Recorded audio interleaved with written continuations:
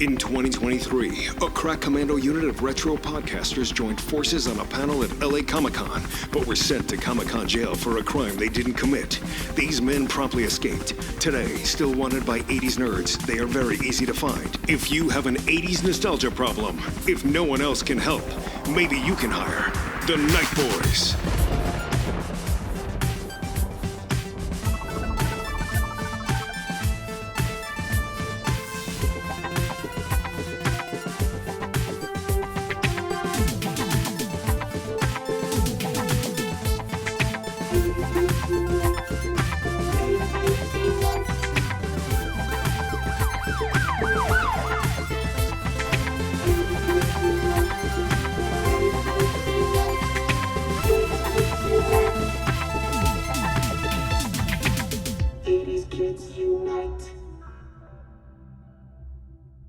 What's up, everybody? Welcome to this one scintillating episode of 80s Kids Unite. If you're watching the video of this, you're going to see all of that. But if you're listening to the podcast, it will be edited to make me sound so much better. I am... Oh, you're not editing any of this? Oh, no! On the video, I see. No, I don't know how to edit video at all. So if you want to edit the video, you can. But if it's up to me... I sure don't. But I'm just thinking, if this is live video, then... You know, I don't know. All bets are off. Screwed. If you're just gonna, we're gonna get I want to give the canceled. people something extra if they are watching this. I'm gonna give them a lot of this. There you go. There you go. So right. I am 1/5 of the 80s Kids Unite team, but there's 4 of us here today. Paul London can't be with us. I think at this point he's been on 2 of the 7 maybe, but he exists. we know he exists. He's out there, and we love him. And but I am joined, as always, are my other brothers from other mothers in other states. I got Dustin, Zach, and Diallo, all representing $2 late fee, Galactica Actually, Podcasting After Dark, Jesus Christ. TV Obscura.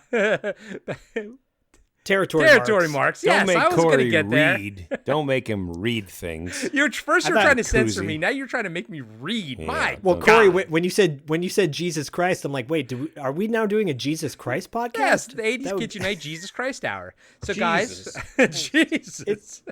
It's DC talk. We're gonna do all DC talk. I'll do DC Cab. Yeah. That just popped up on my feed today for something. What, DC Talk? To DC Cab. And I was DC like, Cab. man, I need to go back and rewatch that. I haven't seen that since I was like a kid. It's pretty offensive, man. It's pretty. I've heard. It's nostalgically interesting having revisited it last year. I was like, man. I can't remember much This about is- it, but does it actually take place in DC? Do they actually film it down there? They do. Okay. Yeah. They do. It's I don't know. I mean, revisit it. We can do an 80s Kids Unite DC Cab. Movies that we want to revisit, but maybe shouldn't revisit and just right. leave them in our memory. But this is the podcast. This is the show that is powered by our Patreon members. You all are the ones that submit the topics for us to discuss. If you're a Patreon member to either $2 late fee or Podcasting After Dark or both, but one or the other, that's fine. And this month, Robert Ortiz, he dropped a good one. I think we all pretty much dug this one right away. And he told us, he suggested we do 80s crushes. And all he said was 80s crushes, but we decided on doing both guys and girls. So it's going to be our man crush and our girl crush. And I think it's going to be a lot of fun. It's going to be some insight into us, like it always is.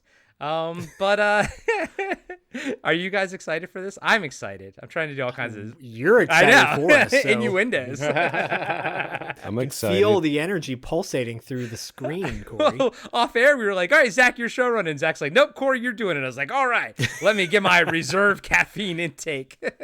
But Zach, how would you say it's going so far? Fantastic. It's going. You approve of what Corey's doing? I approve. Okay. Good. Yeah. So I'm the showrunner. What do you call it? The your brother Dustin, Lance Rubin. He that is my brother. kind of ghost wrote a book called Monster Club. Darren right. Aronofsky wrote it. Right. But he was the ghost writer, so he was the guy behind the scenes, kind of really making the meat of the thing. And by the way, I'd for like all to you actually readers out equate you to my understudy right now. I don't think you're making the meat on anything, baby. there, okay, well, some look at a pie and say that's a pie. Some look at it and say it's a cake. I was going to I'm go with like an feisty tonight. assistant director type role for you. How about executive producer? How about executive producer? No, Robert's executive producer on this episode. No, Robert's the producer. I'm the executive producer. Oh my God. I'm the one. Right, there you go. There you go. I mean, it's all semantics and titles, everybody. Diallo, how do you feel? Okay, Diallo's asleep. I'm building web pages as we do this recording. Oh, great. Awesome. For Perfect. yourself Well, or for on just for that fun? note, So did you get some Squarespace, the official sponsor of? I'm trying to not be homeless. So if anybody needs a website out there, check out sweetninjamoves.com and send me a message. Yeah, sweetninjamoves.com is like the foremost leading website builder right now. Go check it out, sweetninjamoves.com. But yeah, I've been working for 12 hours straight. on this Literally one little building thing. websites So I'm like, I right gotta now. finish this. So hey guys, sorry. That's okay. And seriously, no fucking bullshit, no jokes or anything. Diallo is a fantastic web designer, so go check out his stuff. I've loved every single site he's ever done, so good job, man. I hope this one turns out just as amazing as all the other ones do. I mean, it's looking beautiful. I will say that. All your shit looks great, man. And so do you. Yeah, Thank you you. On that note, Feel great. Speaking of beautiful people, on that note, Diallo, I'll let you finish up some stuff. I'll come to you second. Dustin, I'm going to kick you off Yeah, first. Diallo, should we just come back in an hour? Yeah, maybe? we'll save you You for last. wanna you wanna reconvene? Do you want to share your screen and maybe we can like do some usability tests on the site, see if they work right. If we can find that- Robert Ortiz, literally shopping Robert cart. Ortiz right now is Kyle Troy in Adventures of Fortune Fairyline with this one tear coming down his face. Like, when are they going to talk about my topic? Fucking Kyle Troy. I'm going to be the one girl. I'm going to be the one. Spoiler, that's my hunk that I chose, Kyle Troy. No, I'm kidding. No, that's a 90s hunk right there. That's true. Oh. All right, Dustin, why don't you put this train on the tracks, baby, and tell us what your 80s crushes were, your gal and your guy. Right. So none of us here in the 80s kids world are, well, you know what? Scratch that. I'm not going to say, I was going to say that I was like, none of us are gay men who love it And in we're the canceled. butt, 10 men in the butt. No, I was going to say we're that just contextually, it's all pretty broad, right? Like we are saying just kind of crushes that were around during the 80s. So it's not like narrowed to this was an actress, this was a TV, this was a musician, this was a VJ, right? This is all Right. it's all encompassing. So I mean, I don't So know my- about you, but I wanted to fuck both of mine, so we'll right, get there. right. But Wow. Zach, is that what you didn't want me to say? Right. Well, a kindergarten teacher is normally going to not like probably be like, "Don't say I wanted to fuck my pics." I mean, can you? Is my face melting yet, Dustin? Is my face melting? Yeah, because when you go back to, when we just think about this is how I want to make it philosophical, right? Like when you think Thank about you. crushes back. Like I can remember going back and having like a crush on someone as early as kindergarten, but having that thought later, like, well, what does that entail, right? Like you just want to hold that person's hand or talk to him or right. what, right? Like, and then of course, you get older, crushes are defined differently.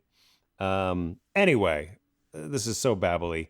But Hey, well, Dustin, can I share one thing with you really quick? is it going to be like really personal? No, Okay, no, then- not at all. Then go ahead. It connects back to your brother Lance's book, Monster Club, because there's a character in the book. He's 13, and he like gets near a girl, and he's like, I can't describe it, but my body feels like a tingling sensation, And that tingling sensation, whether it was when we were 13 or 10 or Corey's raising his eyebrows, getting like perverted. I'm going to the nostalgic Wonder Years kind of place with Fred Savage vibes. Like, you know, that vibe you get when you see someone for the first time and you're like, I really think that person's cool in a different way than just like a Han Solo cool. It's, you know what I'm saying? Or in Diallo's case, it is a Han Solo thing. Like and it won't be my pick because she was more of a 70s person, but Linda Carter was probably my first like actual crush, but I was so young that I didn't know what that meant. You know what I mean? I just knew that I liked watching her on TV or something, but I was too young to like understand what. Now, you know, I go back and I'm like, Linda Carter, you know. What's happening to my pants? What's happening to my pants? Yeah, but I think Zach framed that kind of perfectly, because what I was sort of alluding to, I think, is best captured in like the Wonder Years. I think it's like a perfect example of the Kevin and Winnie thing. It's very sweet. It's very pure. It's all very relatable. And that show, of course, right, like is incredibly nostalgic because you know, regardless of like whether like we didn't grow up in, you know, because when was Kevin growing up? In the 60s? Yeah. Like, you know, 60s. Like it's an 80s show. He's growing up in the 60s. You know, what would be our 80s now, which is kind of the impetus for this show. It's just like that feeling spans all decades. It's just like a human experience. So, anyway, that's very babbly, but no, but it's perfect for $2 late fees perspective. Right. So all that versus to say the perverted is perspective of Corey. On the female side, right? There's tons there's tons that could be here, but very strongly for me was always Susanna Hoffs from the Bangles, because not only was, you know, there were a lot of like girl groups that became very popular around the same time. The Go-Go's, you had the Bangles, you had the Go-Go's, you had Bananarama, you had you know, Heart, right? There were just a lot of like, there was just like a lot of like, you know,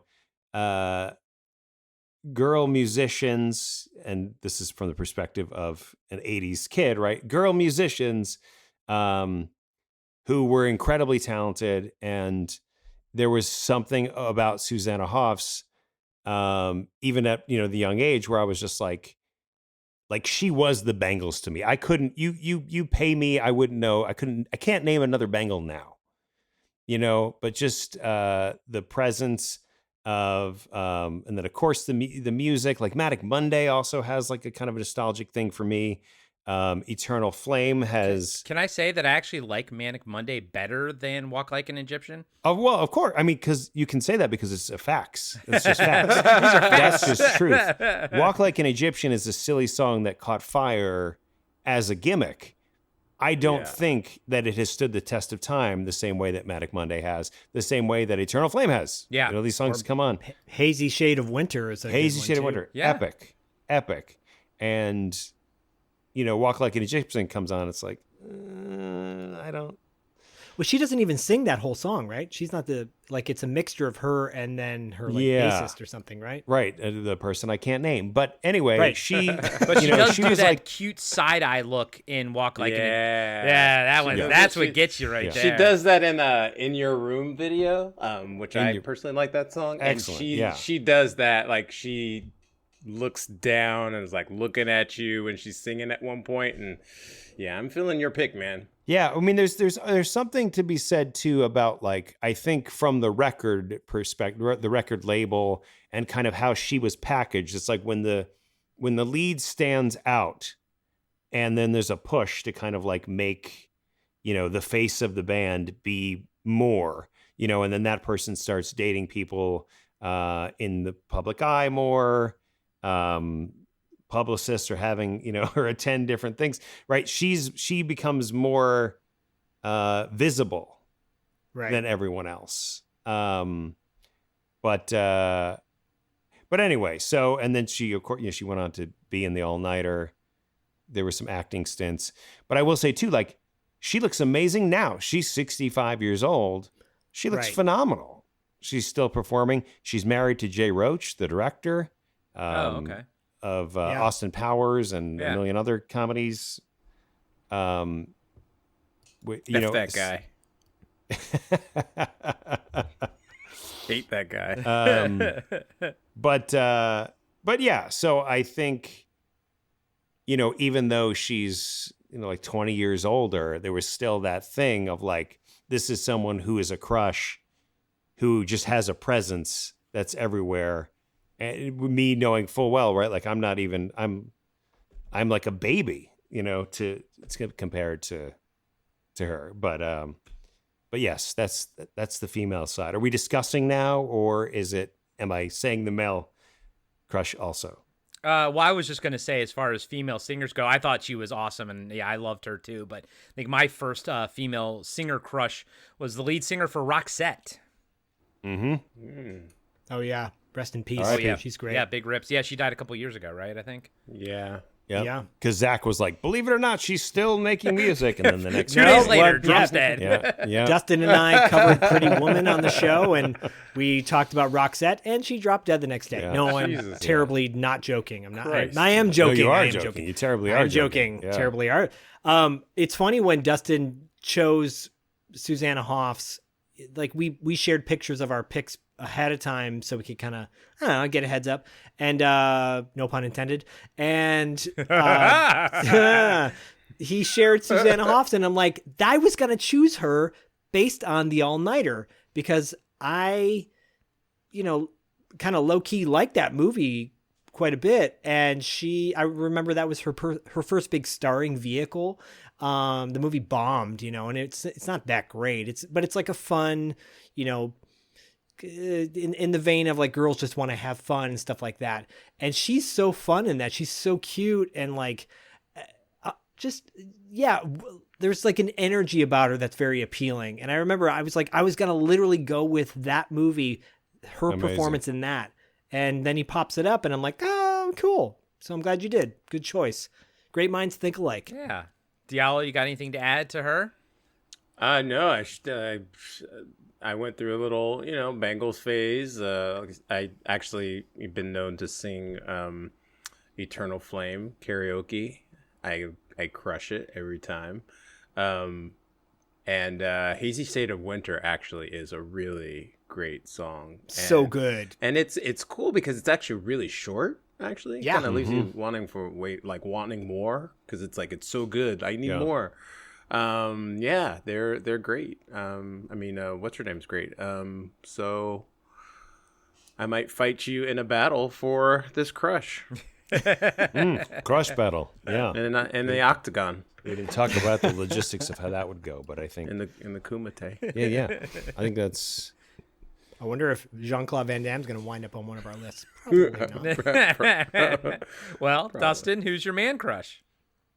So my man crush has two things going on. One, my man crush actually dated Susanna Hoffs for a little bit. Oh, really? In the public eye. I think it was very brief, but yes. And if you guys had listened to our episode where we were talking about really disappointing video games, my most disappointing video game happened to be Back to the Future, connected to my man crush, Michael J. Fox. Specifically, I would even say Marty McFly, because Marty McFly, that was one of the reasons why the game was so disappointing, because Marty McFly was so fucking cool. And Yeah. And it really was Back to the Future specifically that created this, it's been well documented, right? That like Alex P. Keaton, Family Ties, very successful, but we know everybody kind of knows like how Michael J. Fox was chosen to be Marty McFly, replacing Eric Stoltz. And thank God he did, right? Because there's so much to Marty McFly. There's so much to the humor, all the things. But like, to me, there was nothing cooler than a skateboarding, just late for school, guy who's grabbing onto a Jeep on the back, and he's just like Playing got guitar. playing guitar, beautiful white sneakers, beautiful white Nikes. Also a trend in most of the 80s movies, like the Goonies have perfectly white white Nikes going through the caves. But yeah, so I just think that like that sort of propelled him into, Secret of My Success, sure. Doc Hollywood, sure. But Back to the Future, Michael J. Fox, and everything that surrounded he was like the guy. Yeah. No, dude, that's a great pick. And I think like my guy crushes were always a bit more masculine, but I get where you're coming from on the Marty McFly tip. He's more of like the kind of guy, like mine's going to be like someone like, oh, I hope I grow into. Whereas Marty McFly is someone like, I could actually try to be that now, or at least at the time, maybe I could try to be that in a couple years, like I have time to actually like morph myself into Marty McFly. I dig that, man. I always like that character. I think he's an awesome character, but I also watched Family Ties. I also watched a lot of Family Ties. Sure. So, he's almost equally Alex P. Keaton as he is Marty McFly to me. But I, in a room or given one of the two, I'd rather hang out with a Marty McFly than in Alex P. Keaton, especially in 2024. Yeah. But Zach, I don't think Alex P. Keaton would be a supporter of the Republican Party today. I just feel. No, he'd be Republican for Harris. Yeah, I agree with that. Yeah. Or- Yeah. I disagree. Also, the dad would have started watching Fox News, and he'd have turned too. Yeah, his brain would have warped. Yeah, exactly. That's the pipeline.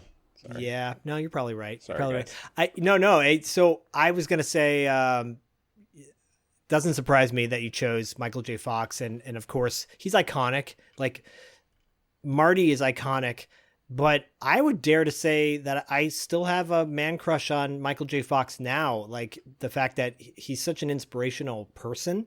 I don't know if you guys caught the recent footage of him playing guitar at a Coldplay concert. Yeah, that was And awesome. it brought tears to my eyes. You can go look online. It's so amazing for him to do that. And through all the trials and tribulations he's been through in his life. And he's played, I remember when he came out in The Frighteners, and I was like, this is like a badass version of Michael J. Fox. Dude, I low-key love that fucking It's- movie, and it's I think he's great. great in that movie. Yeah. Yeah, that movie, I think, is an underrated classic. That's not even in- a low key. That's a legit good movie. People Yeah, like it's a when they lit- talk about yeah. Peter Jackson's filmography, they sleep on that movie. But I think Michael Yeah. J. Fox that might have been the coolest, like post '80s, like I've ever seen him. Yeah, he kind of looked like, I remember when the stills came out for that, and he looked kind of edgy. yeah. He had like that kind of haircut with the short cropped hair pushing forward. And I was like, this guy looks badass. Like, this is Michael J. Fox looking kind of rugged, I wish we got And more movies like with him like that in it. Me too. I remember seeing Casualties of War because Michael J. Fox was in it and being so depressed. Yeah. That by far is probably the most depressing Vietnam film ever, if that's even possible. But it is so depressing, but he is so excellent in that. And I mean, everything he's in, he's great. Even Light of Day with Joan Jett, as bad as that movie is, like he's still really good in it. So yeah, he's iconic. Marty McFly, who didn't want to be Marty McFly back in the day? Like, how cool is he? I remember watching it recently with Bodie and just being like, Bodie, that was so cool then, and it's kind of cool now. Like the fashion, everything. You could legit walk down the street looking like that now, and people wouldn't bat an eye at it. Yeah, seriously. And I kind of want to. Diala, thoughts on Marty McFly? Yeah, he was cool. I never wanted to be, Michael J. Fox at all, ever. But who doesn't love Back to the Future? He was on Spin City, right? Yep. Yeah, with Barry Bostwick from Megaforce. Yeah. So yeah, he's always been a stalwart, always present, bright light, Teen Wolf, everything. So yeah, I never really saw myself in him at all, but cool guy. Cool guy. Hey, what's up, cool guy? Well, the only thing I'll add too is that, I know you guys on Pad have broken down Class of 1984. The Michael J. Fox that's in that is so drastically different, yet it's not that far, not too much time between that. So like, he's got like Arthur, is that his character's name? He's like this little. I think so. Well, and he's billed as Michael Fox, so he doesn't even have the J. So maybe the J makes him cooler. It's very early in his career, and he's playing a character that is on the wrong side of the school, basically. This poor schmo. But then I just feel like it's not that much time actually goes by between that and becoming Marty. And I just wanted to second Zach, like, yeah, he's totally inspirational. The documentary on him is excellent. If anybody hasn't seen that, it's really and it's sort of executed and edited in a very interesting way, where all of his filmography is kind of used in these little montages to sort of propel the story forward. And I liked him on Curb Your Enthusiasm because he makes fun of himself on that, and I gave him props for that. Yeah. So good pick, man. Yeah. Definitely, he was an '80s icon. Diallo. I'll throw in really quick. Midnight Madness if you want to see an alternative side to Michael J. Fox. God damn it! You and your Midnight Madness. You and Aaron and your Midnight Madness. Shout out to Aaron Gilmer. Diallo, buddy, you wanna go next, or need a little bit more time? Oh no, I'm done. Okay. Is it launched? Do you need us to go check it for you? Susanna Hoff's website is launched. Yeah, I still have a few weeks left, but I just was trying to fix this one thing, and I get like a few weeks left, yet you decided to edit while we're recording. That shows determination. Yeah. No, it's determination. Not due tomorrow. It's like if I don't fix it, then I'm not going to sleep because I'll be thinking about it all night. So it's like I got to finish it. Anyway. I want to know who you're thinking about. I'm done for now. Let's talk about crushes. Let's set the TARDIS to the year 1592. Because it's the TARDIS, it doesn't go where you want it to go, and you land in 1988 instead. Well played. And you open the doors and you turn on the television and you turn on MTV Internacional and you see one very beautiful Daisy Fuentes. Be still my heart.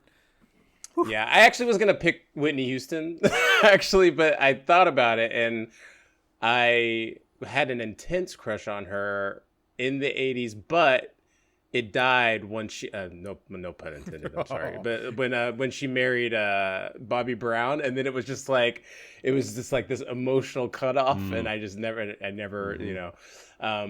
but even like the Daisy, I've never stopped loving her, even though she's married to Richard Marx now.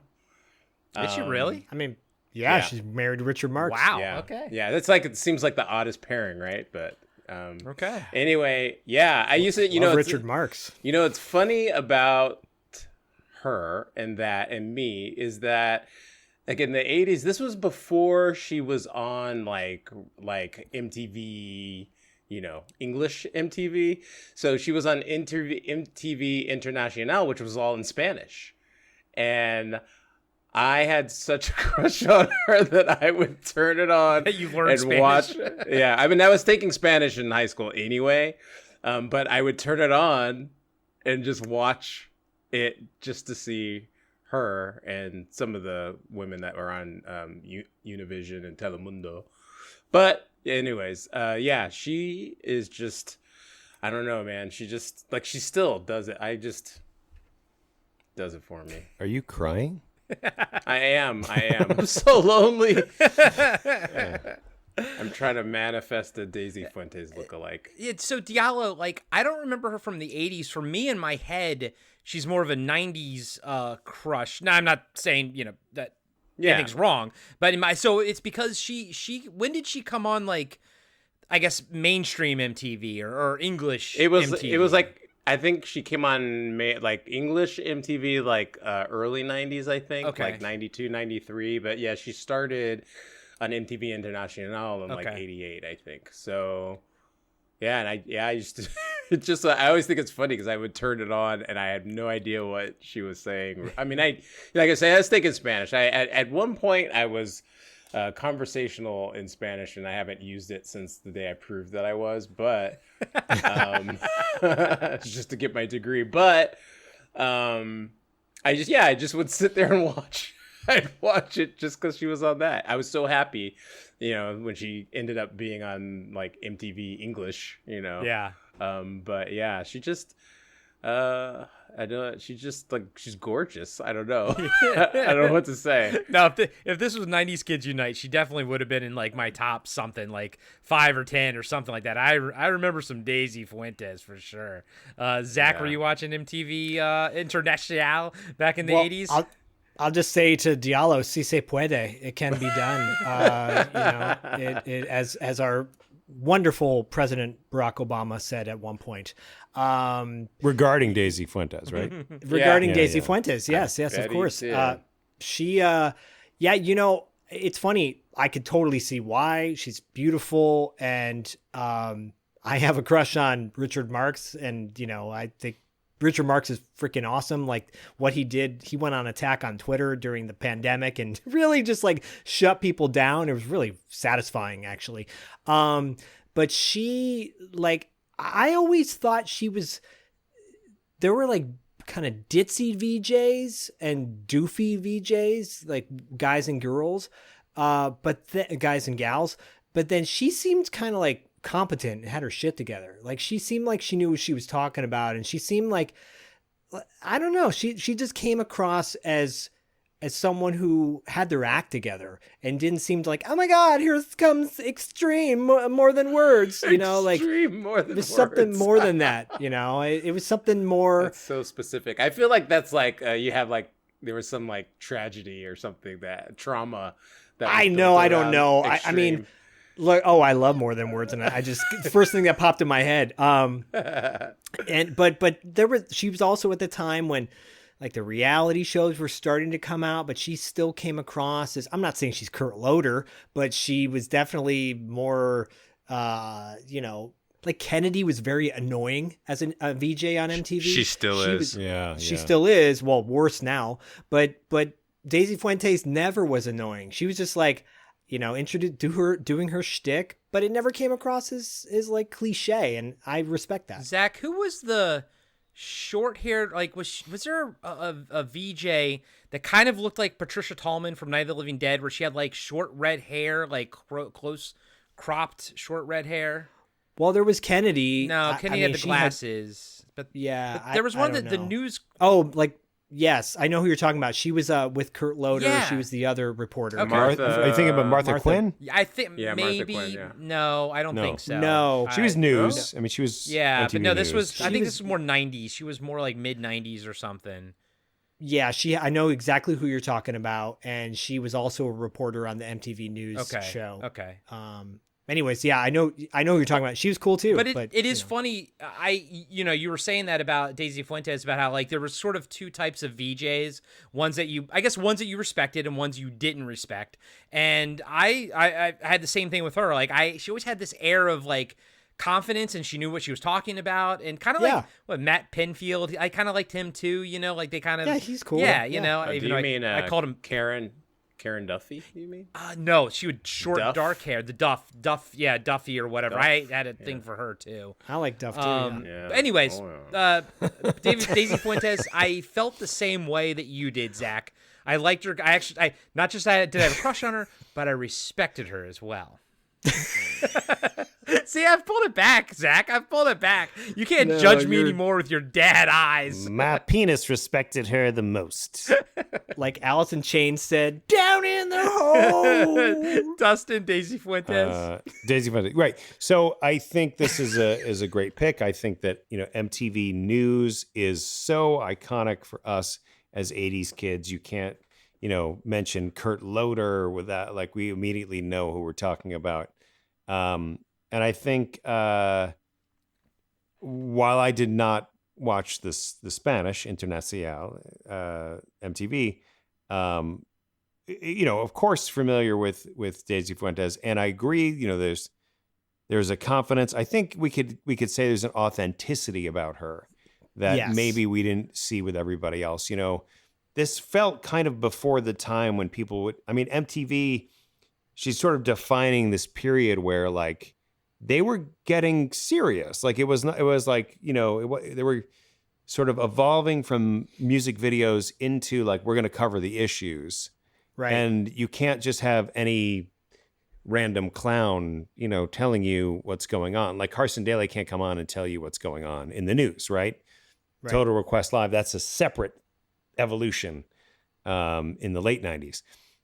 All that to say, it's like amazing how much, how deep we're going on such a superficial topic. But well, it justifies it. Right. But I think there was another sort of evolution that was going to stand out to me. Oh, when she never really sort of transitioned into like an acting career or whatever. But I feel like you'd always see her playing herself. Yes. In all these shows, like Daisy Fuentes as herself, or right. she'd come on for a cameo as Daisy Fuentes. You're like, oh, there's Daisy Fuentes. You'd always be happy to see her, but right, she's never playing a character. So it's kind of interesting that she's just known really from VJing. Yeah. And she's one of the few, I think. Yeah. I don't know what she's doing now, other than being married to Richard Marx. But like, doing Richard Marx. What's her day to day? So, and so, people aren't driving off the road crashing. Who I was thinking of was Tabitha Soren. Yeah, I was going to say the same thing. Yeah. Yeah, and no Daisy Fuentes. to piggyback on what Dustin said too, it never felt like this was going to be a launching pad for something else. Like you got these VJs on there that you clearly knew that they wanted to be an actor. Who's that doofus who was like, oh God, it doesn't matter. Like there were so many VJs that came on the scene where you felt like this was just their way to get into acting. This was just their way to get their own show. That she never came across that way. And it made me like her more because, Simon Rex comes on. And you're like, this doofus, what the heck is this guy all about? Right. But Simon Rex has made an amazing career for himself. And if you guys haven't seen Red Rocket, it's an amazing movie recently. Oh, he's in a new one with Dan Stevens that's coming out. Yeah, is he in that Cuckoo or whatever? Yeah, he's in Cuckoo. Oh, no shit. I really want to see that.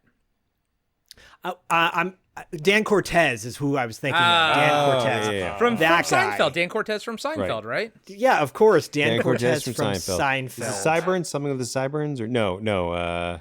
What's the Dan Cortez storyline? On Seinfeld, it was when they go rock climbing. George had a huge man crush on Dan Cortez. Beautiful face. Yep. And yes. And then he falls and and his face gets messed up. You've never seen Dan Cortez and Scott Stapp from Creed in the same place at once. I think they're the same guy. Isn't there a Creed cruise or something that's happening? There's a Creed cruise. Yeah, that's horrible. Diallo, hello, my friend. We meet again. Diallo, what is your man crush?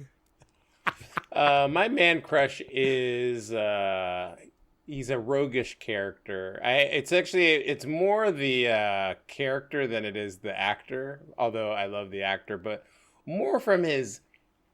I like him as an actor more from his 90s era than I do from the 80s era, but I love his 80s era character more, if that makes any sense. Yeah, I get it. Yeah. I get that. And the man crush is Han Solo. A scoundrel. / Harrison Ford. And that's just if you like Han Solo in particular, like if I want to be somebody, that's who I want to be. I wish I was more. I wish it was taller. I wish I was a back. baller. I wish I was a. Yeah. Sorry. Yeah. I wish I was a little bit more like, I don't know, Shut up, like Han Corey. Solo, just like, chill, whatever, let things slide off of my back a little bit more. But when I need to like, make a shot to shoot Darth Vader so Luke Skywalker can, destroy the Death Star, I'm like there for that. If I have someone that I romantically want to pursue, I don't just like cave if she doesn't like me. I still banter back and forth and just be so confident when I'm about to get frozen and say, I know you love me, even though, she's just saying it now. I wish I was all those things. I'm so alone right now. You're in carbonite right now. I'm frozen. Frozen in carbonite. Tick carbonite. I mean, how do you make it out of the 80s, or how do you grow up in the 80s and not think that like Han Solo or Indiana Jones or any other character that Harrison Ford is playing isn't the coolest frickin' person on the planet? My God, like seriously, my God, he's frickin' awesome. Even when he's a little bit phoning it in Return of the Jedi, like he's still frickin' amazing. So yeah, that's a great pick. Hey, it's me. Yeah, it's me. Love it. I think that made me love him even more when he did that. Like, I think that made me, that's more my generation, I guess. That version of Han Solo, Harrison Ford. And a couple years later after Return, I think, or maybe a year after, was when Witness came out. And I remember, so impressionable seeing this like kind of hardened cop sticking up for this little kid and, sticking up for this Amish community against bigots and, hateful white people. And he was so badass. Like he just had a cool, like, I love how they would always incorporate his scar for some, under his chin in movies and like kind of tie that into stuff. There was like when his scar would save the president. You'd be like, wow. I don't know. There's something about him. He had a charisma. He still does. Like seeing him in the footage at Comic-Con when he was talking about transforming into the Red Hulk. And I'm like, this guy is, he's our grandparents' age. Sorry. Yeah. Surprise. What do you mean see the footage? You were there. It. Yeah, we saw the footage before it was even aired. And the thing is, like, he just has a coolness about him, whether it's cliche or not. Seeing an earring in his ear, I'm like, it's kind of cool. Like, I don't know. He beats to his own drum, and I respect that. And unless he's crashing a plane in Santa Monica. I mean, even as a kid, when I remember my dad renting Mosquito Coast, wasn't that with him in it? Yeah. Yeah, that was kind of more of a drama film, but I liked it because I thought he was cool as hell.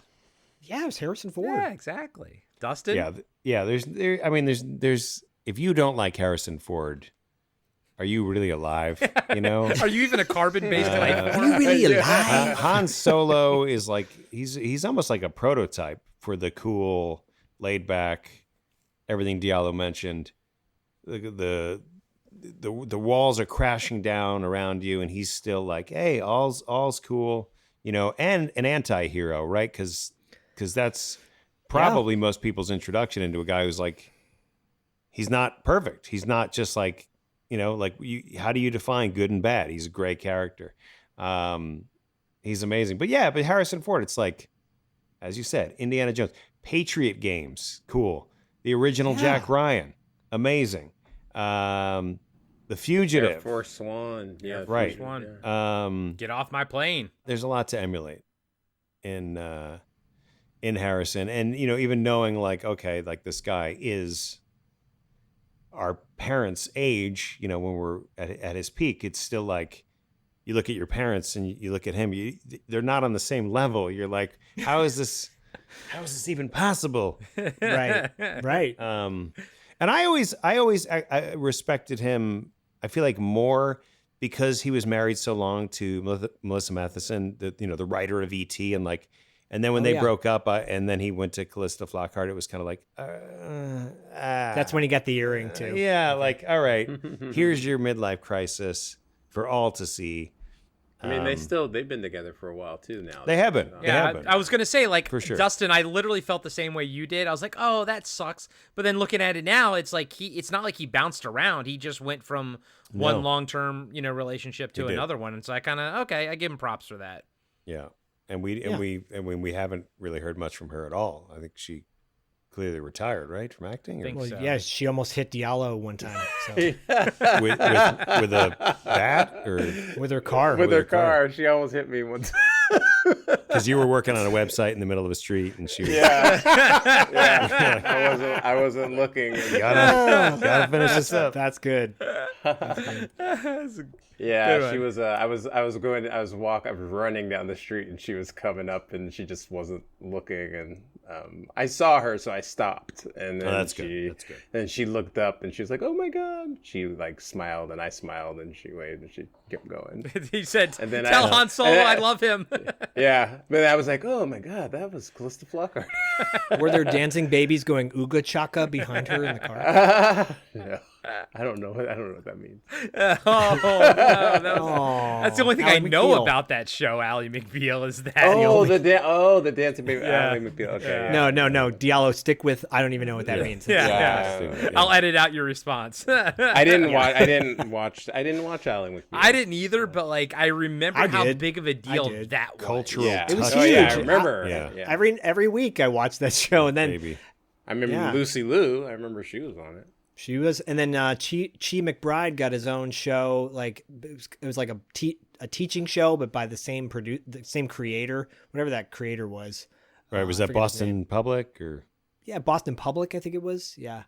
Anyways, Nice. that guy Picket Fences. The guy did Picket Fences. Jesus. David, I whatever. remember that show. That was with Mystery Alaska. Picket Fences. Wasn't that with what's her name? Jazz from Ford Fairlane, and I think wasn't she in Picket Fences? Lauren Holly. Yeah. Lauren Holly and Tom Skerritt Yep. was in that, and yeah, it was a good show. Do you guys remember what was that? Five-ish Finkel.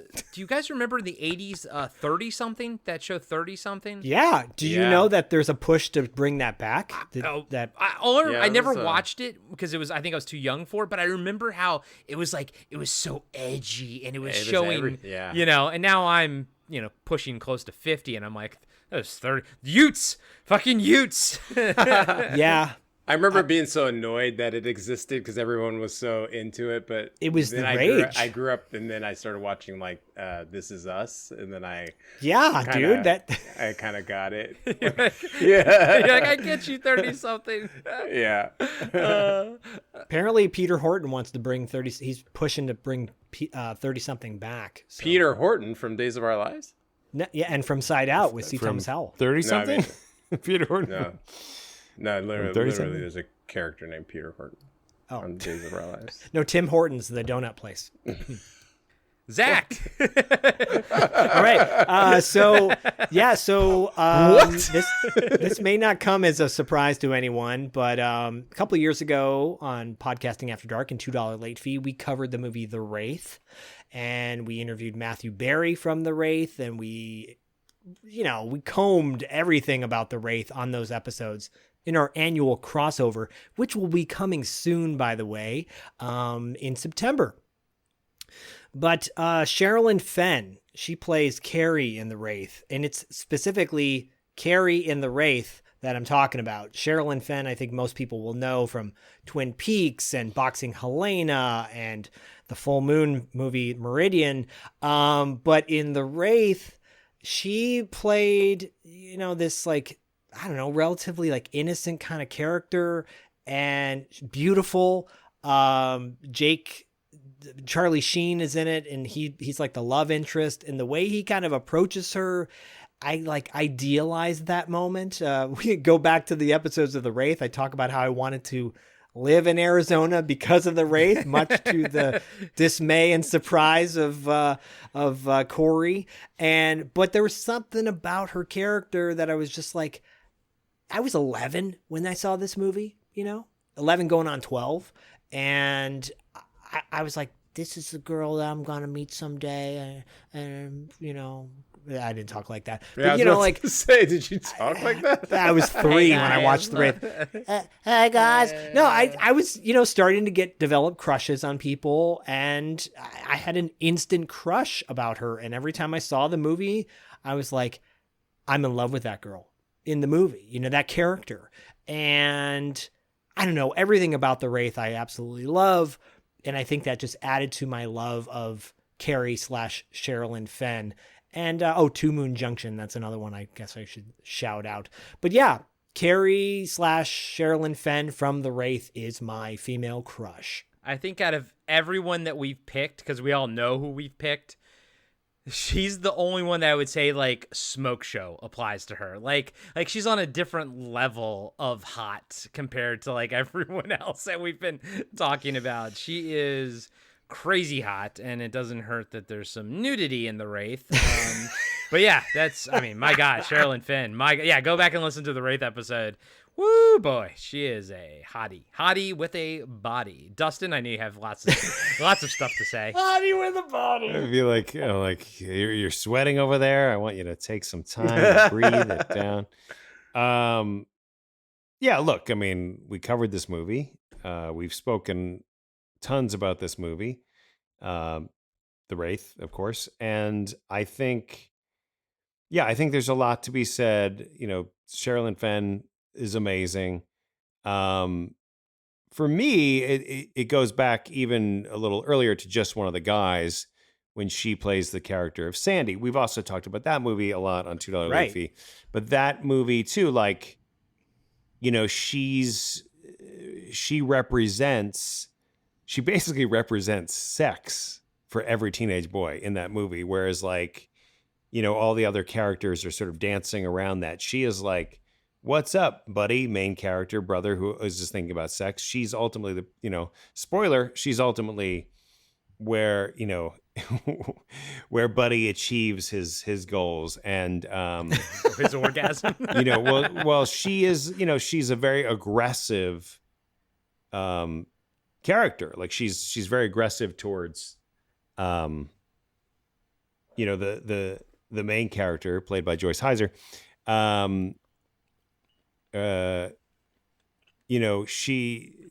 Sorry, Diallo's sharing files. I just wanted to, do I need to download some things to reference, or is this from before? If you were like a shy kid and you were like, oh, I don't, who's going to make the first move, right?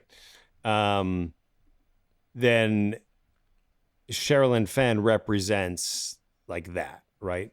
Let me see here. Right. So it's a smoking hot picture of Sherilyn Fenn. There you go. If you're watching this in the unedited video, you're not going to be able to see it unless we share it. We're not going to share it. No one can see it except for us. No. But anyway, yeah, I'm just rambling. But I obviously I agree with the pick. I think it's great. Not that there's anything to disagree. It's not like because crushes are so subjective, based on so many different things. And when we're talking again about 80s crushes, we're talking about all these things that were so hitting us at our developmental stages, our precious minds. So, but again, I think Sherilyn Fenn also looks great now. She looks fantastic. Yeah. I probably knew her more from Meridian growing up. I watched the hell out of that movie. Two Moon Junction. Yeah. I need to watch Two Moon Junction. No, I don't know unless I caught it on. No. Okay. No. Okay. All right. I mean, you do, but you don't. I get it. Diallo, Sherilyn Fenn. I don't really have any experience with her at all.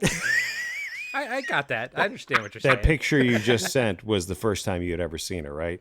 Correct. No, I know who she is. Like, and there's for some reason there's a few actresses out there and actors where I've watched a billion movies and TV shows, but I missed the things that they were on. I never really watched Twin Peaks. I remember watching the pilot, so I've seen her, I think. You guys talk about The Wraith all the time. Never seen it. Just anything that she's been in, I've never seen, but I always knew she existed. Like, watching Pop Culture and Entertainment Tonight, you see she existed, but I never was really like seen her in any performance. So I recognize her as like a beautiful woman, but I've never really been like, watched her move, so yeah.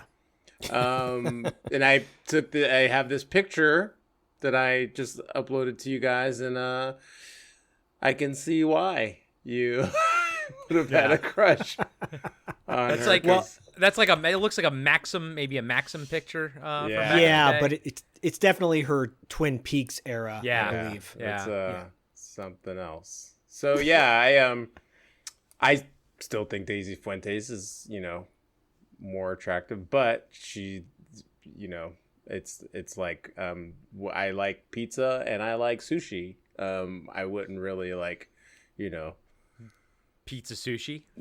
I wouldn't just because I like one doesn't mean I would dash the other one. You know what Yeah. I mean? It's Yeah. Word. Yeah. Yeah. Well, Yeah, I think I a fun get it. exercise could be to picture Daisy Fuentes in The Wraith, even though you haven't seen it. If she were that character, that could change everything. everything.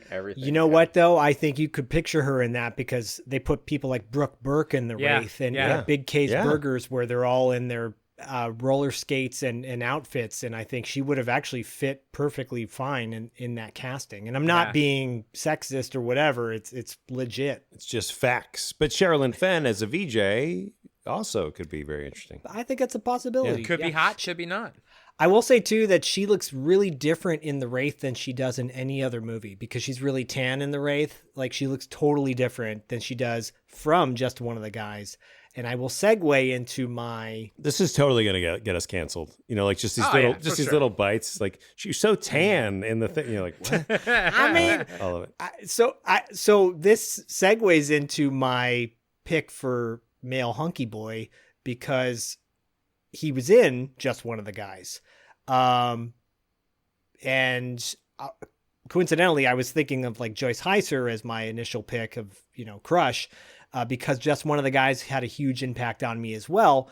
But Clayton Rohner is my male hunky pick for from the 80s because of his role as Rick Morehouse in Just One of the Guys.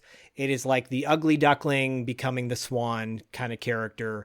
And he was already cool to begin with. He just needed to be shown how to come out of his shell. And I love the transformation that he has in Just One of the Guys because, being a very self-conscious kid and teenager and, early 20 something, I was like, I kind of idealized that he became this cool guy. He has this great speech moment where, William Zabka, who plays the main bully in that movie, he stands up to that bully in this dramatic lunchroom speech that he gives everyone in the crowd, who's having lunch in the cafeteria. And it's such a cool moment for this guy who was like a shut-in, shy guy to be this like boisterous, sticking up for the little guys kind of character. And he's so badass. And the style in 1985 was so unique. He looked cool. He had great dance moves. And I just thought he was such a neat, I just thought he was just overall such a cool dude. And Clayton Rohner, I would go on to watch other movies he's been in and love his character, his acting in all of those movies, whether they were good or not, and like April Fool's Day and Modern Girls. Those are some 80s roles he was in. He was on Star Trek for a while. And, later on in his career, he was on a show called G vs. E that we covered on TV Obscura.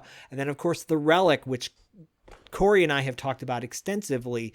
But I met Clayton Rohner in person when I first moved down to Los Angeles, and he and I locked eyes at a pizza place, and I stood up to introduce myself, and he's like, "I know you," when he saw me. And I'm like, "No, you don't," but I'm a big fan. And we we exchanged conversation for a minute. He was super nice, as cool as I would have hoped he would be. When you meet these people that you think are cool, and then you meet them in real life and they're dicks, and you're like, that sucks. He was not. He was a super nice guy, and that just made me like him even more.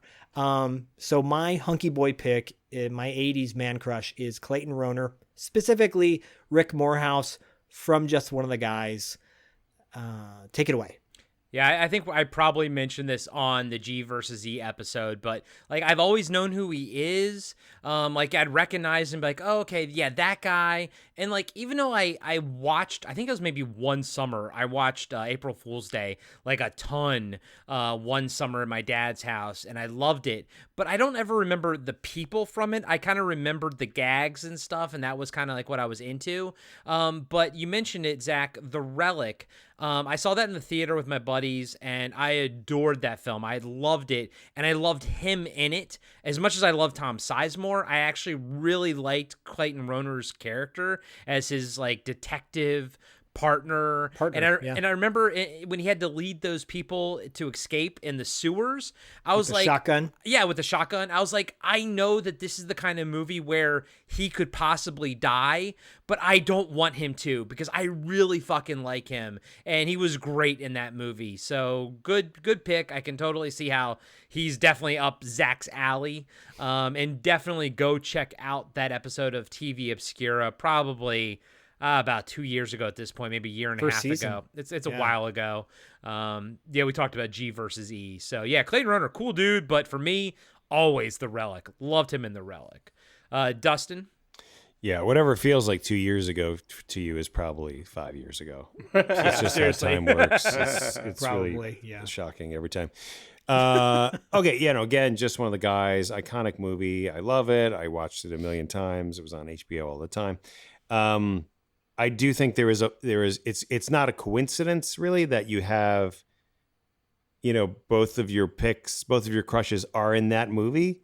Right. And certainly, Clayton Rohner, Rick Morehouse is great messaging. I think he's great messaging. He's to your point, right? He's saying, the power was in you all along or whatever. It's like you might be self-conscious. You might think of yourself in a certain way, but the reality is you are cool. You are lovable. You are, you can be whatever you want to be. And it goes beyond just like changing your shirt and your haircut.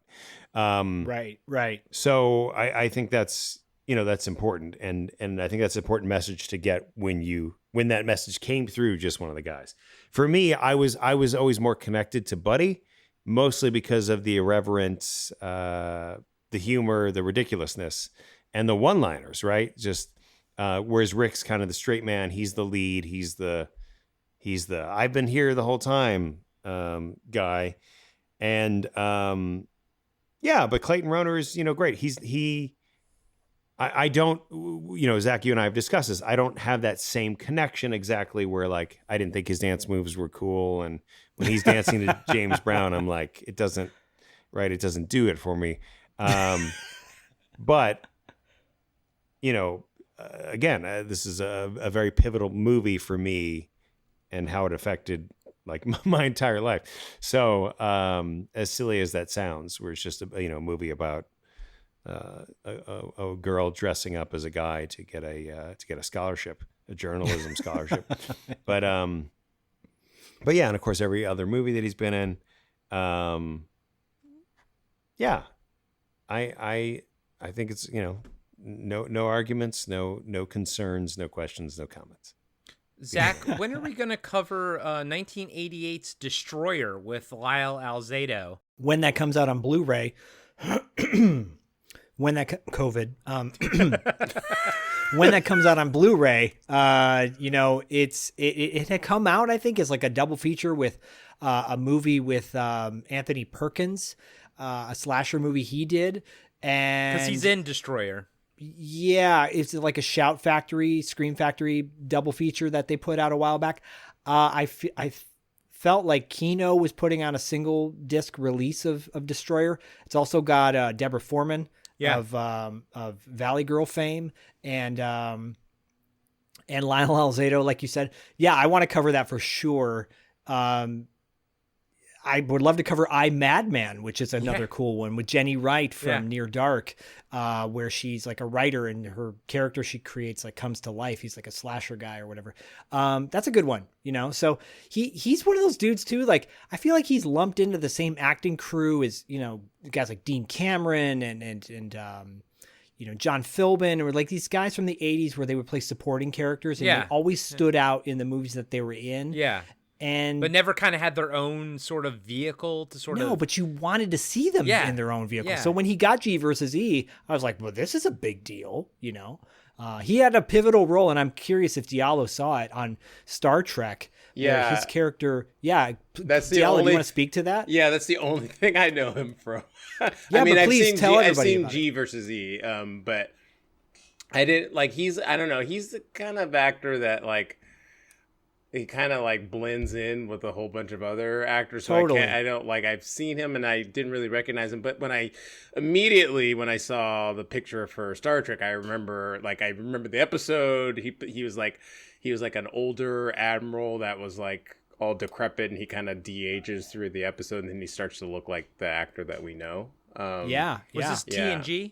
Yeah, TNG. Okay. Yeah. He's so that's the only thing, like, when I see him, I like, oh, I know that guy, but everything else is just, and again, I haven't seen a lot of the movies that you guys are referring to, and looking at his filmography, G versus E is the only, like, series that he was on, like, I think as a regular. Everything else was like a spot here and there. Yeah. Right. So that just like there's things that he's been on that I've seen, but I don't remember him from anything. So You've never seen The Relic, right? I saw The Relic and I didn't think it was good back in the day, and so I just kind of like moved on with life. But like I said, like I actually like I saw G versus Z and I don't remember. He just I don't know, he just doesn't, for some reason it's like the flashy thingy or something, like in Men in Black. I just can't remember him, or he's got a perception filter. Well, he had a cool I'm sure you would remember it if you saw a picture of it, but he had a cool role on an episode of the X-Files as well, and it was a memorable episode. Like he's one of those kind of supporting actors that always he either fades away and you don't remember him, or you overly remember him, where you're like, oh, I know that guy. What episode of X-Files? Yeah, what episode was it? Yeah, what did he do in that one? I feel like I remember this. The character's name is Daryl Moots, but I don't remember what that one was. I think it was the first season of X-Files, if I'm not mistaken. Sorry, no. It was the 1999 episode. So it was towards the end of the Duchovny Anderson run. Anyways, it's worth, if you guys are curious about Clayton Rohner, look up his filmography and go check out some of his stuff. Modern Girls is fun if you've never seen that.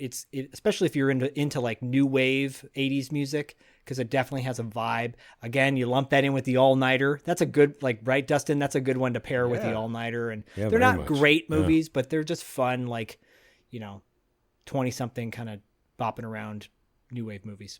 He was on an episode of Miami Vice. Yeah. Would the Wildlife fall under that category, Zach, of what you were just saying? No, because Wildlife, I feel, is more like high school, right out of high school. Yeah. There was like I guess you put Wildlife with, maybe you could, because it's got a darker, Wildlife is edgier for sure. Yeah. It's very edgy. I enjoyed that. I have, you sent me a copy of that from Kino. I like that one.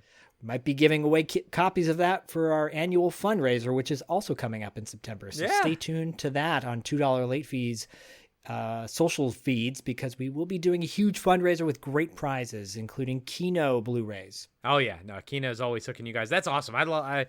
Kino's a great company. Honestly, they are a fantastic company. I mean, they gave us Firebirds on Blu-ray. They gave you, the movie that no one else wanted. No, I'm kidding. Firebirds. Hey, Corey. Yeah. What are your picks? My picks? Well, I had already Hold on, let me get a box of tissues ready for you and a bottle of lanolin. Whoa. Well, I'd already mentioned Linda Carter, but like not sort of understanding what it all meant. Another person that sort of fell into that category, and Robert Ortiz, I think you'll appreciate this. One of my first, what I didn't know was a crush. Godzilla, Robert. Female Godzilla. Michelle Pfeiffer in Female, Lady Hawk. right? Female. Yeah, seriously. Michelle Pfeiffer in Lady Hawk. And but the thing is, I didn't know I had a crush. And I'm going to quote Diallo. it was the first time that I ever felt like the heart pangs, like that I wasn't with this person or whatever, like with Michelle Pfeiffer, whatever. But I didn't know that was meant to had a crush, But Lady That's Hawk, not your pick, though. No.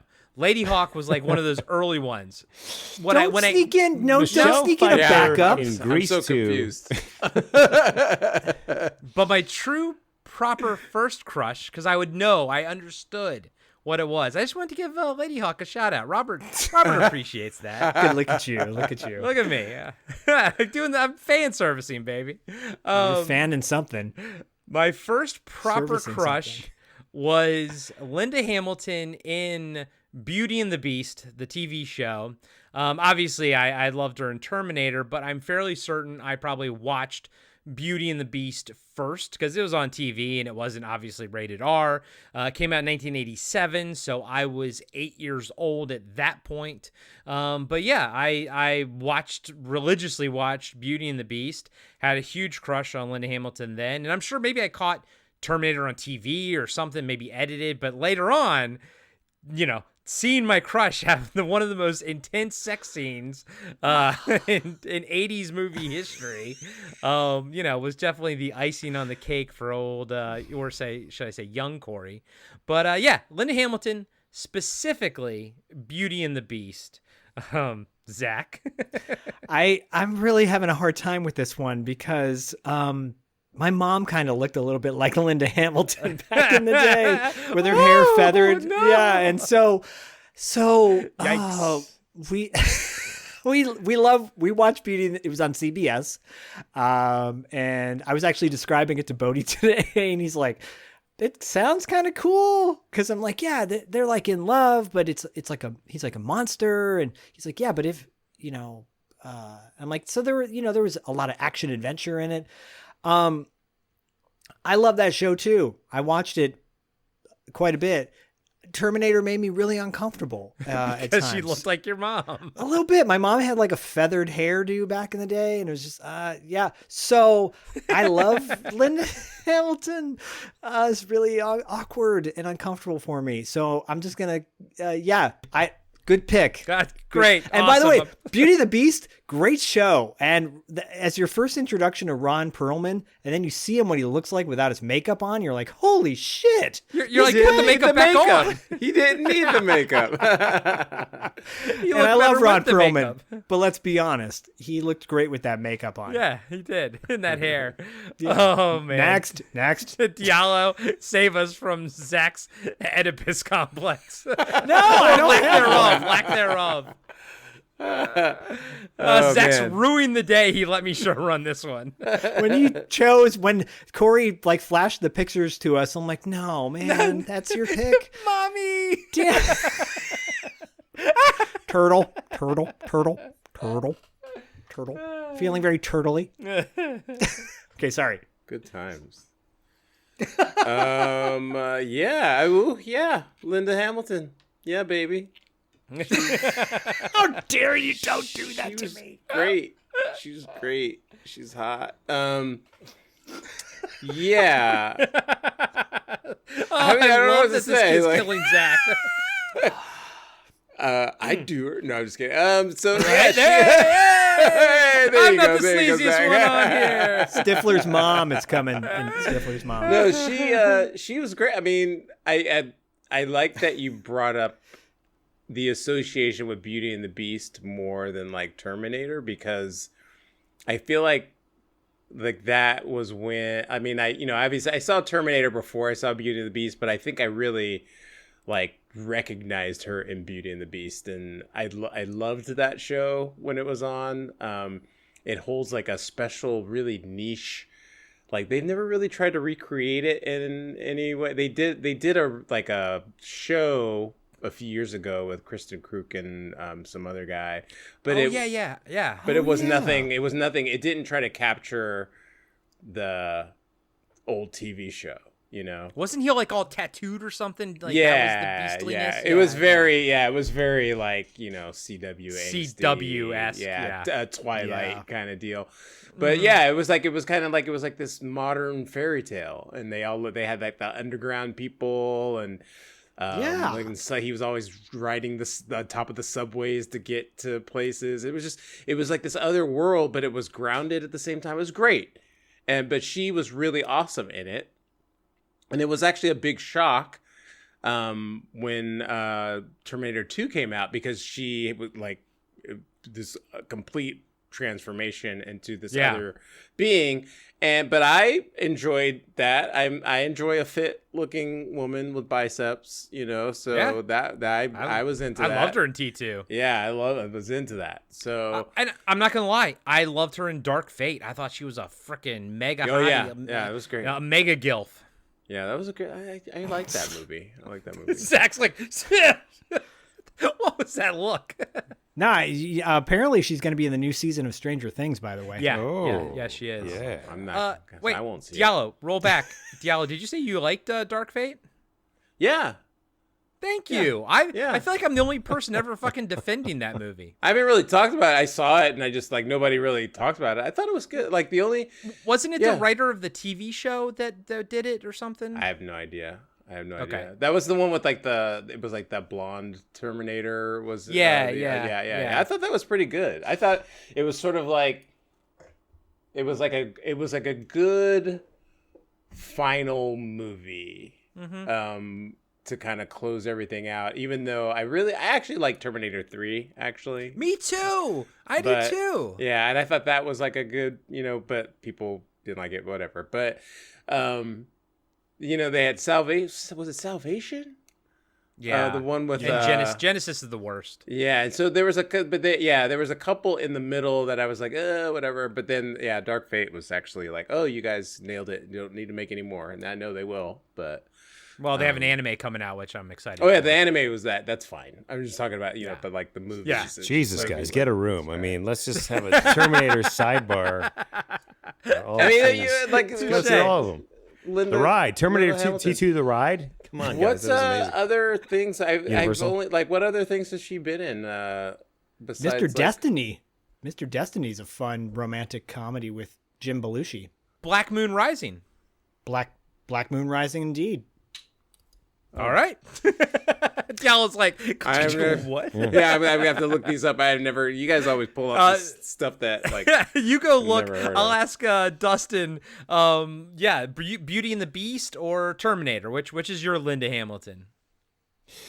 Well, I was never a Beauty and the Beast watcher. Oh. I remember the promos, and that was about it. It never interested me enough to watch it. And I'm sorry, Corey, I 100% agree with Zach. I've never gotten anything but mom vibes from Linda Hamilton. Maybe I have the Oedipus Ever. complex. So I don't you know. do. There's never been anything other than that. She's always just been a maternal figure to me. And in T2, like Sarah I Connor. love how I've disgusted half of this podcast. No, I mean, I don't think disgusted is accurate by any means. I just think that, Sarah Connor to me has always been presented as a very like maternal, sad sack in a way. Like she is burdened with the weight of knowing, the future. She's an apocalyptic badass, but that's never.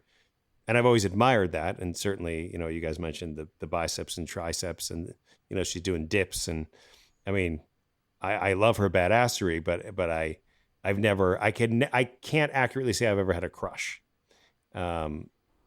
She was in Unless- Dante's Peak. 'cause I then it's like a forgot mom. about that movie. A mom crush. Dante's Peak. Yeah.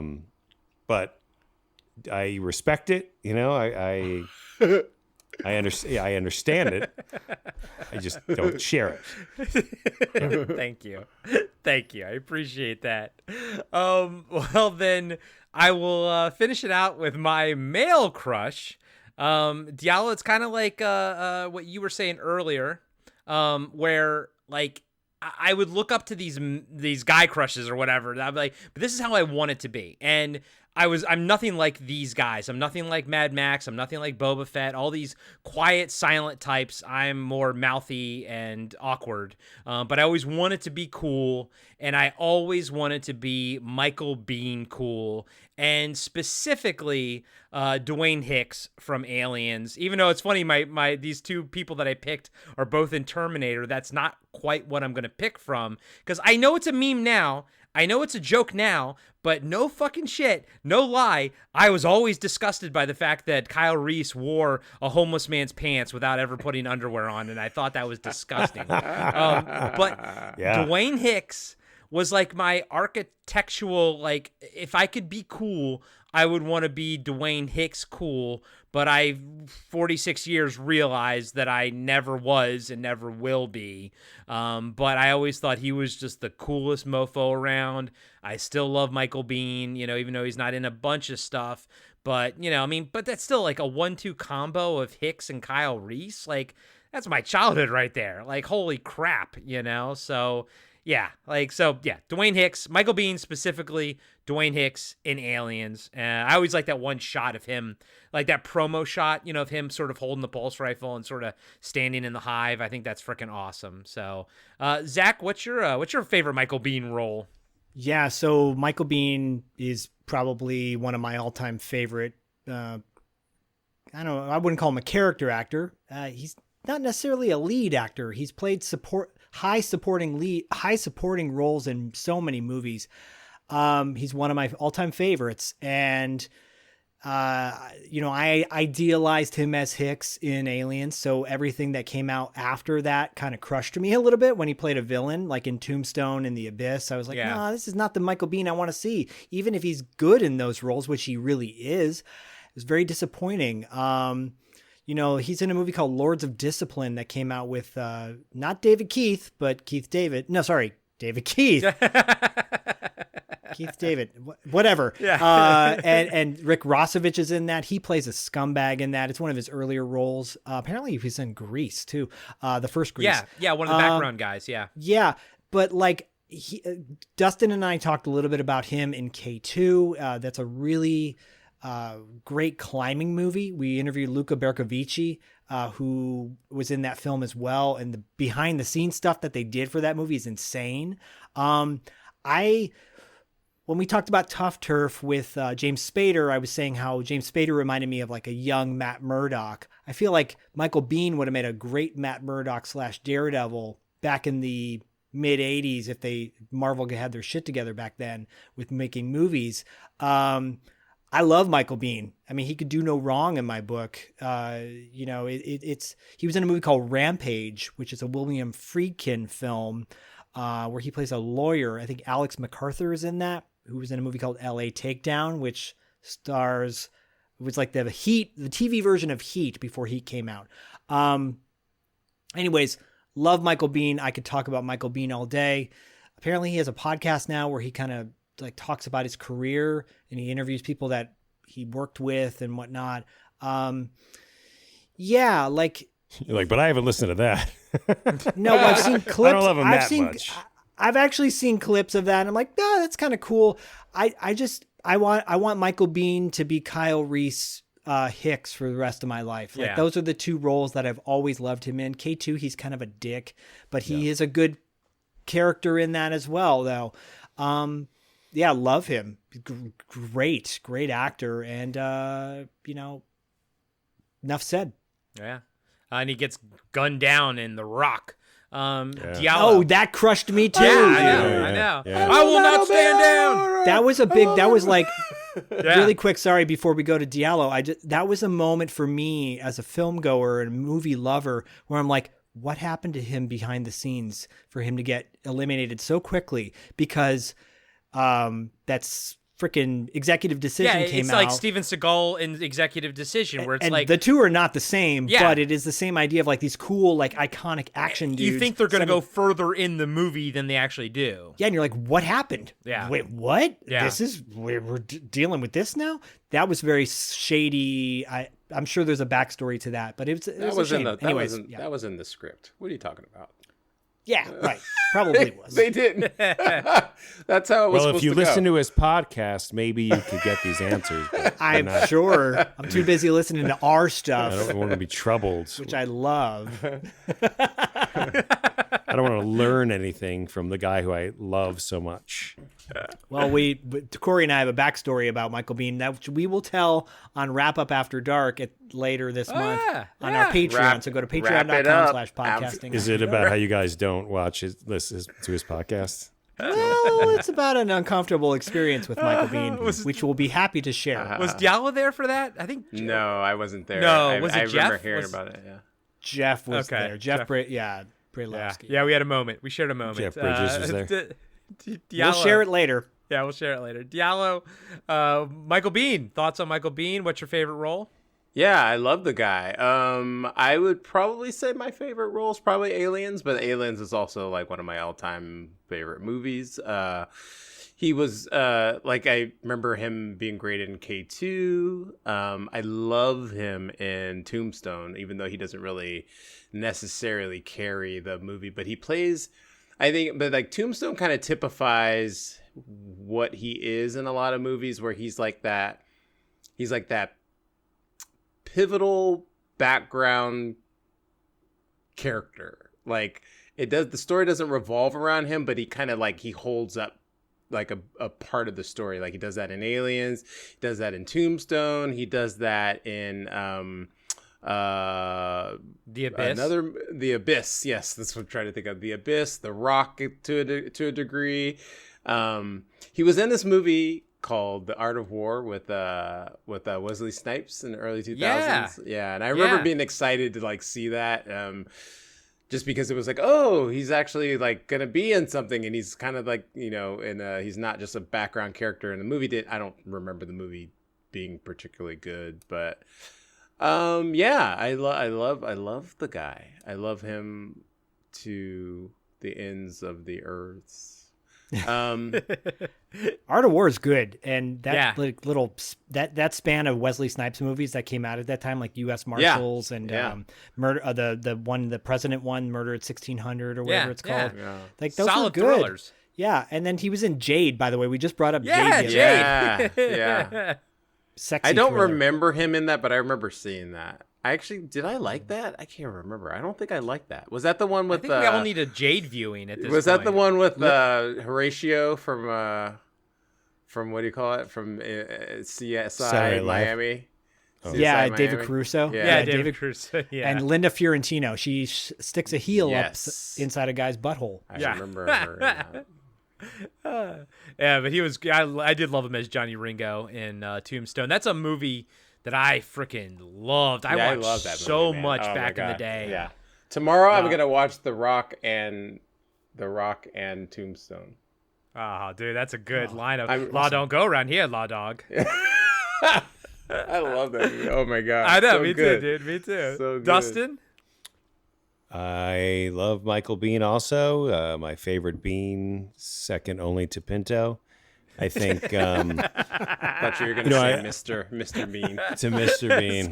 Second I only love to Mr. Mr.. Bean. I no, for my, yeah, you guys have all mentioned his whole lineup, but I love Michael Biehn. I love Navy SEALs Michael Biehn. Oh, yeah. dude, thank you. Yeah, that's what I was trying to He's- think of. Yeah. Yeah, that to me is like cool Michael Biehn. That movie, Yeah. when you really break it down, it's absurd. But at the time, it was like, I like these guys. Charlie Sheen's kind of the crazy one, and What wasn't Bill Paxton God? He was the one with the sniper rifle. Bill Paxton's in it. Rick Rossovich, Yep. I believe, is in Yep. it. It's got a who's who of all Yeah. those guys. Yeah. But doesn't Michael Biehn get killed in that at the end? I feel like he does. I don't feel like he gets remember. killed. I really don't remember. I just remember he's the guy who's I think kinda, Bill Paxton does. Yeah. Yeah. Anyways, Yeah. I was You know, disappointed by the ending. Diallo can rewatch that one too and let you know. I'm but not gonna rewatch that one. Tombstone. I just remember something about them saying God. They were like to the sniper. Is that? Yeah. Yeah. Yeah. Bill Paxton, Yeah. He was a Yeah. sniper and they would call him God. But I Yeah. think he had that sniper rifle that was in RoboCop, like that giant It was cool. high caliber one or whatever. Isn't Dennis Haysbert in that too? Yeah, Yeah, so. I think like Yeah. the cast of Major League has just kind of pivoted over to Navy SEALs that week. I think it was meant to be like the Top Gun for Navy SEAL Yeah. movies. Like, Right. yeah. Right. But I don't think it didn't quite hit the same though. No, because No. it didn't have the, yeah. No, but it's one we haven't mentioned. So yeah, I mean, Yeah. That's a Love good it. one, though. But wait, Dustin, what is your favorite Michael Biehn movie? I don't know that I have one. I think, he always kind of represents this rock hard foundation, right? Of like the guy who always knows what's going on, pretty much. Yeah. I don't know. I don't know that I could narrow it down to just one. Well, I guess Terminator or Aliens, which one do you like better? They're so different to me. I don't know. Like I feel like probably Aliens for the ensemble Yeah. cast, because you kind of like everybody there, as opposed to just man versus machine. I also think the Terminator is a bit faster paced too than Aliens is. Yeah, for sure. But like I can't. Yeah, I if I go Aliens, Terminator, I can't just go like, oh yeah, like. Yeah. The I don't director of Terminator sucks, but the director of Aliens was amazing. Right, the director of The Abyss is a piece of shit. Yeah, I it's mean, terrible. that's a perfect Yeah. example Yeah. of a bad director, making a movie, Yeah. make it or break it. Yeah. Touche. Guy's a hack. Yeah, Aliens is a comfort film, though. It's a movie that you can put on the background and just let it play, and you can just hear it, and you know what's going on. Terminator is one you got to sit down from beginning to end and watch the whole thing through, And Aliens, it's like it's always going to be there for you. But Terminator is like you sit in one viewing, then that's it. Yeah. It's just so intense. And Aliens is intense too, but it's a different kind of intensity. Yeah, no, I totally am picking up what you're putting down there. This was great. Robert, thank you so much for suggesting this one. The moment you sent it over to us via Patreon, I texted it out to the boys, and I think this one, really solidified immediately. We're like, oh yeah, let's do that one. That one's fun. So, guys and gals, if you would like to submit a suggestion for 80s Kids Unite. This show is entirely powered by our Patreon members. You can swing by patreon.com/$2 late fee or patreon.com/podcasting after dark. And if you sign up for either one of those Patreon pages, at whatever tier, doesn't matter. You're eligible to submit your suggestions. We have a giant, master list that we just kind of keep everything on there. And this is great. I love this. This gives us a chance to sort of explore topics that maybe we don't explore on $2 late fee, but we might explore on podcasting after dark, and vice versa. But we appreciate all the love and support that you guys give us. Please make sure you go out there and rate and review any of the podcasts that you listen to. If you go, check out Galactica, especially Michael actually, Bean's. Go rate that one. especially Michael Bean, because Zach won't do it. Go Zach's check not going that to one listen out. to it. He loves Michael Bean, but he's not going to listen to it. Outrageous. But if Clayton Roner had a podcast, No. I'd listen to the hell out of that I feel like thing. you owe Michael Bean at least 5 minutes of a listen. Can you, I love can how you give him Dallas that? like, thanks for Corey was plugging Galactica actually, but thanks for usurping that completely. Oh yeah, I was like, well, we don't talk about anything other than Battlestar Galactica on Galactica, actually, so we don't talk. Well, I do talk about Galactica 1980 from time to Yeah. time, so I know. there's that connection. But And have you done another review for not another review you didn't ask for? Please correct me. Yeah, I'm sorry. another review you didn't ask for. I little back, life be lifing. Yeah. So I haven't been able to keep the schedule I want. I have a review for Deadpool Wolverine that I kind of have in the queue that I still have to write, but I want to get that one out. I have some plans for it too, but it's a lot of work to do all the plans that I want to do. So I'm just trying to stick to writing the reviews for now and doing the podcast. But I want to start doing video essays and stuff with it too. But Can you give the proper name since I botched it so horribly? Yeah, another review you didn't ask for. You can find a link to it on Instagram. Follow there, and you'll get updated whenever I put up a new review. Yeah, and this should be links. I think I do it for this one, but also for every episode of TV Obscura. If you're on the Podcast After Dark feed, all of Diallo's links will be in the show notes there. But also, obviously, go check out $2 Late Fee. Go check out Territory Marks. And, you know, Zach's got so much going on, and Dustin have so much going on the Patreon over there. Tales from the Video Store and all that kind of stuff. And you guys are doing a trivia every month on your Patreon as well. Zach, can you explain that one a little bit more? Sorry, I was getting Paul London is chiming in with his picks. Breaking news. Great. Well, do you want to just throw those Which out real we're quick? we're supposed to discuss without him. No, yeah, well, I'm just going to shout them out really quickly. His crush is from 1987's My Best Friend is a Vampire. Her name is Cecilia Peck. This is very obscure. Who? Cecilia Peck was also she's looks like She's all right. Yeah, she's Diallo, right put up. a picture in the chat. Diallo had to jump on that. So Cecilia Peck from My Best Friend is a Vampire, and his hunky boy pick, his male crush, is Christian Slater from Gleaming the Cube. Oh, not Cuff. Well, Cuffs was a 90s movie. No, but Christian Slater specifically from Gleaming the Cube. Okay. And then he has an honorable mention because you threw in Lady Hawk, Ryan Lambert from as Rudy in the Monster Squad. Oh, okay. Yeah, that's solid. That's solid. Good. Yeah. So, anyways, by the way, you were saying about our Patreon and $2 late fee. Can you remind me of that? Yes, I can remind you about your Patreon. Oh, there she is. Yeah, she's cute. Okay. Yeah, Diallo, thank you for grabbing that. Tales from the Video Store, but also the trivia, the monthly trivia you guys do. Yeah, so Dustin and I do a monthly trivia. It's kind of turned into a celebrity trivia because we have previous guests who join us. It's very fun, very silly, but we play for patrons. So whomever is playing in the trivia, we will be playing for a patron. Whoever the winner is has been getting prizes courtesy of Kino Lorber. So if you sign up to our Patreon, you're automatically in the pool of potential people to be played. Like Magdalena, for example, or Dylan Laurie, Lee Germani, et cetera, all the amazing patrons that support our show. Sign up to our Patreon and you'll be able to be part of that fun. Yeah. And if you sign up to Podcasting After Dark's Patreon, Zach and I are currently we're going through Don Coscarelli's filmography under the Auteur de Force tier. By the time you listen to this, I believe the Survival Quest episode will drop.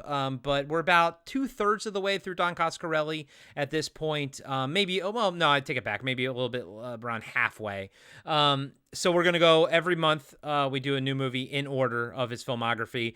But if you sign up now, you get the entire Carpenter Factor, where we went through all, like, Zach, I think like 26 or 27 entries. It was basically 2 years and like 3 months, essentially. We did it all, warts and all, Yeah. of Carpenter's career. So Ward and all. Talk about bald tires at the tail end of that career. Yeah, you know? it was rough.